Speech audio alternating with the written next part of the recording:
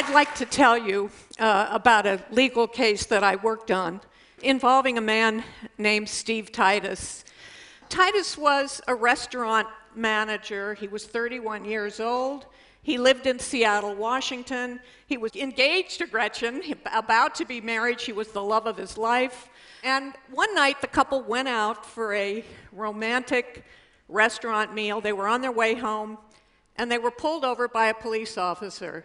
You see, Titus's car sort of resembled a car that was driven earlier in the evening by a man who raped a female hitchhiker. And Titus kind of resembled that rapist. So the police took a picture of Titus. They put it in a photo lineup. They later showed it to the victim, and she pointed to Titus's photo. She said, "That one's the closest." The police and the prosecution proceeded with a trial, and when Steve Titus was put on trial for rape, the rape victim got on the stand and said, "I'm absolutely positive that's the man." And Titus was convicted. He proclaimed his innocence. His family screamed at the jury. His fiancée collapsed on the floor sobbing, and Titus is taken away to jail. So what would you do at this point? What would you do? Well, Titus lost complete faith in the legal system, and yet he got an idea. He called up the local newspaper. He got the interest of an investigative journalist, and that journalist actually found the real rapist, a man who ultimately confessed to this rape, a man who was thought to have committed 50 rapes in that area, and when this information was given to the judge set Titus free. And really, that's where this case should have ended. It should have been over. Titus should have thought of this as a horrible year, a year of accusation and trial, but over. It didn't end that way. Titus was so bitter. He'd lost his job. He couldn't get it back. He lost his fiancée. She couldn't put up with his persistent anger. He lost his entire savings, and so he decided to file a lawsuit against the police and others whom he felt were responsible for his suffering. And that's when I really started working on this case, trying to figure out how did that victim go from "that one's the closest" to "I'm absolutely positive that's the guy." Well, Titus was consumed with his civil case as he spent every waking moment thinking about it, and just days before he was to have his day in court, he woke up in the morning, doubled over in pain, and died of a stress-related heart attack. He was 35 years old. So I was asked to work on Titus's case because I'm a psychological scientist. I study memory. I've studied memory for decades. And if I meet somebody on an airplane, this happened on the way over to Scotland, if I meet somebody on an airplane and we ask each other, "What do you do? What do you do?" and I say, "I study memory," they usually want to tell me how they have trouble remembering names, or they've got a relative who's got Alzheimer's or some kind of memory problem. But I have to tell them, I don't study when people forget. I study the opposite, when they remember things that didn't happen or remember things that were different from the way they really were. I study false memories. Unhappily, Steve Titus is not the only person to be convicted based on somebody's false memory. In one project in the United States, information has been gathered on 300 innocent people, 300 defendants who were convicted of crimes they didn't do. They spent 10, 20, 30 years in prison for these crimes, and now DNA testing has proven that they're actually innocent. And when those cases have been analyzed, 3/4 of them are due to faulty memory, faulty eyewitness memory. Well, why?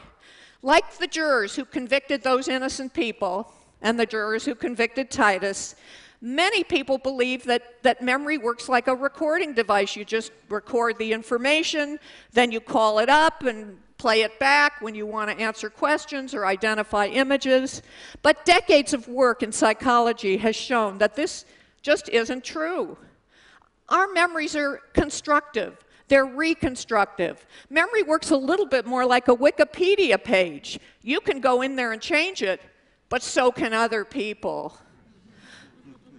I first started studying this constructive memory process in the 1970s. I did my experiments that involved showing people simulated crimes and accidents and asking them questions about what they remember. In one study, we showed people a simulated accident, and we asked people how fast were the cars going when they hit each other. And we asked other people how fast were the cars going when they smashed into each other. And if we asked the leading smash question, the witnesses told us the cars were going faster. And moreover, that leading smashed question caused people to be more likely to tell us that they saw broken glass in the accident scene when there wasn't any broken glass at all. In another study, we showed a simulated accident where a car went through an intersection with a stop sign, and if we asked a question that insinuated it was a yield sign, many witnesses told us they remember seeing a yield sign at the intersection, not a stop sign. And you might be thinking, well, you know, these are filmed events, they're not particularly stressful. Would the same kind of mistakes be made with a really stressful event? In a study we published just a few months ago, we have an answer to this question. Because what was unusual about this study is we arranged for people to have a very stressful experience. The subjects in this study were members of the US military who were undergoing a harrowing training exercise to teach them what it's going to be like for them if they are ever captured as prisoners of war. And as part of this training exercise, these soldiers are interrogated in an aggressive, hostile, physically abusive fashion for 30 minutes. And later on, they have to try to identify the person who conducted that interrogation. And when we feed them suggestive information that insinuates it's a different person, many of them misidentify their interrogator, often identifying someone who doesn't even remotely resemble the real interrogator. And so what these studies are showing is that when you feed people misinformation about some experience that they may have had, you can distort or contaminate or change their memory. Well, out there in the real world, misinformation is everywhere. We get misinformation not only if we're questioned in a leading way, but if we talk to other witnesses who might consciously or inadvertently feed us some erroneous information, or if we see media coverage about some event we might have experienced. All of these provide the opportunity for this kind of contamination of our memory.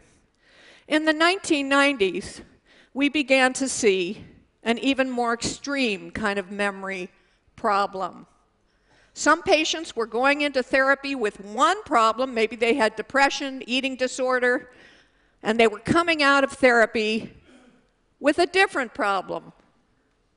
Extreme memories for horrific brutalization, sometimes in satanic rituals, sometimes involving really bizarre and unusual elements. One woman came out of psychotherapy believing that she'd endured years of ritualistic abuse, where she was forced into a pregnancy and that the baby was cut from her belly. But there were no physical scars or any kind of physical evidence that could have supported her story. And when I began looking into these cases, I was wondering, where do these bizarre memories come from? And what I found is that most of these situations involved some particular form of psychotherapy. And so I asked, were some of the things going on in this psychotherapy, like the imagination exercises, or dream interpretation, or in some cases hypnosis, or in some cases exposure to false information, were these leading these patients to develop these very bizarre unlikely memories. And I designed some experiments to try to study the processes that were being used in this psychotherapy so I could study the development of these very rich false memories.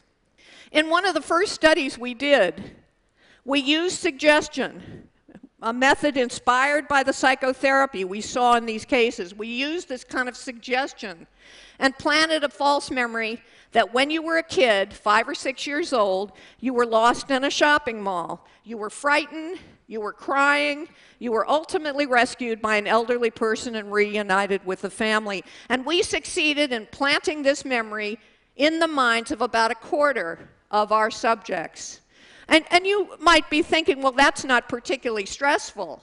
But we and other investigators have planted rich false memories of things that were much more unusual and much more stressful.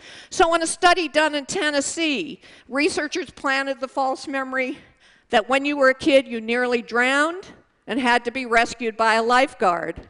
And in a study done in Canada, researchers planted the false memory that when you were a kid, something as awful as being attacked by a vicious animal happened to you, succeeding with about half of their subjects.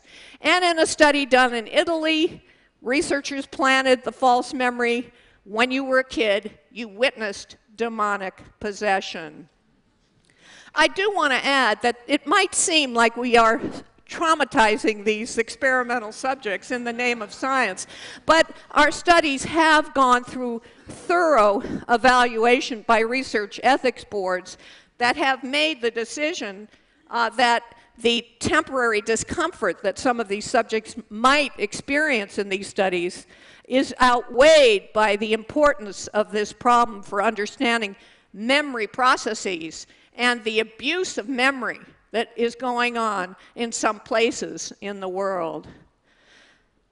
Well, to my surprise, when I published this work and began to speak out against this particular brand of psychotherapy, it created some pretty bad problems for me. Hostilities primarily from the repressed memory therapists who felt under attack and by the patients whom they had influenced.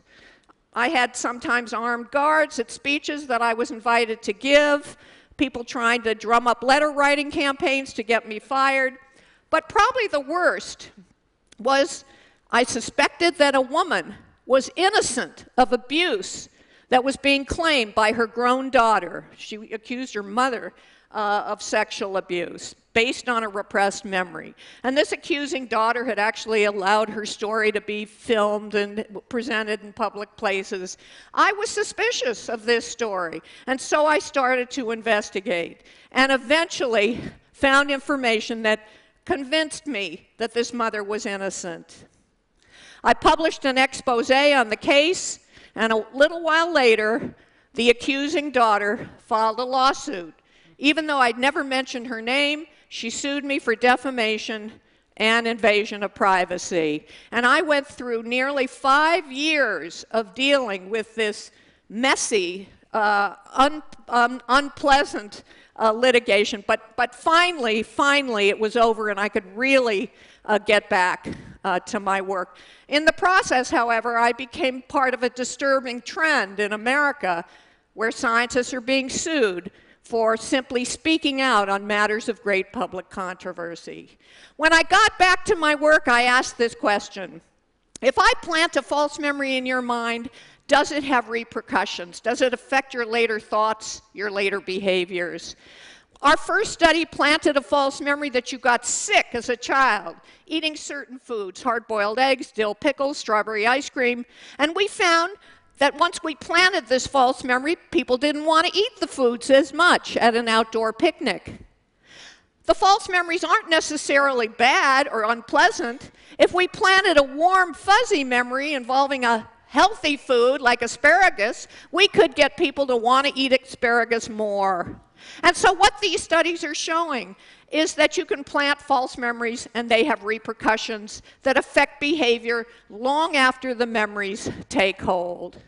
Well, along with this ability to plant memories and control behavior, obviously come some important ethical issues. Like, when should we use this mind technology, and should we ever ban its use? Therapists can't ethically plant false memories in the mind of their patients, even if it would help the patient. But there's nothing to stop a parent from trying this out on their overweight or obese teenager. And when I suggested this publicly, it created outcry again. There she goes. She's advocating that parents lie to their children. Hello, Santa Claus. I mean, another way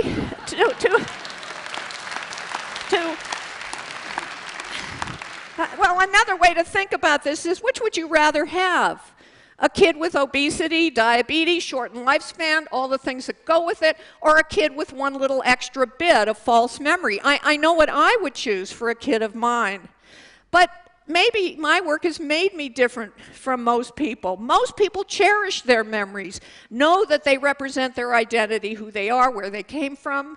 And I appreciate that. I feel that way too. But I know from my work how much fiction is already in there. If I've learned anything from these decades of working on these problems, it's this. Just because somebody tells you something and they say it with confidence, just because they say it with lots of detail, just because they express emotion when they say it, it doesn't mean that it really happened. We can't reliably distinguish true memories from false memories. We need independent corroboration.